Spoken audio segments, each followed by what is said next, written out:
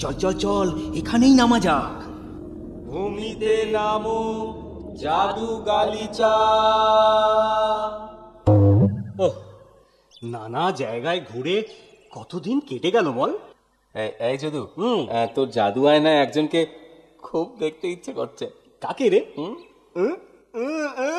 বুঝেছি বুঝেছি, সেই সেই সুন্দরী রাজকন্যাকে নিশ্চয়। ঠিক বলেছিস। একটু দেখা না, দেখা। দাঁড়া দাঁড়া দাঁড়া। জাদু আয়না, জাদু আয়না, আমি যে সুন্দরী রাজকন্যাকে দেখতে চাইছি তাকে দেখাও।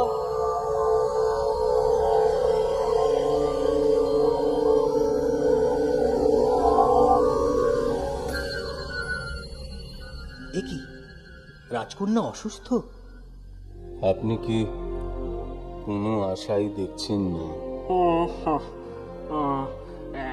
একমাত্র আশা ওই ভগবানের কৃপা। কাল সূর্যোদয় রাজকন্যা দেখবেন কিনা সেটা সন্দেহ আছে। না না না, এ হতে পারে না। শান্ত হও রানী, শান্ত হও। চেষ্টা তো কম করলাম না। রাজ্যে ঘোষণা করলাম যে রাজকুমারীর প্রাণ বাঁচাতে পারবে সে বৃদ্ধ হলে পুরস্কৃত হবে, যুবক হলে রাজকন্যার সাথে বিবাহ দেব। কিন্তু কই, কেউ তো এলো না। কিন্তু মহারাজ, ফুলকুমারী যে আমার একমাত্র সন্তান, এ শোক আমি সইব কি করে মহারাজ? ভগবানকে ডাকো রানী, ভগবানকে ডাকো। সর্বনাশ! ঘাবড়াবার কিছু নেই বন্ধুরা,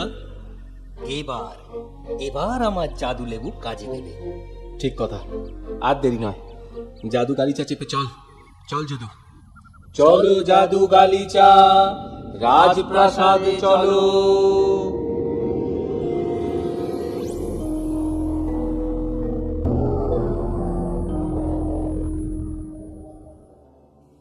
তোমরা কে?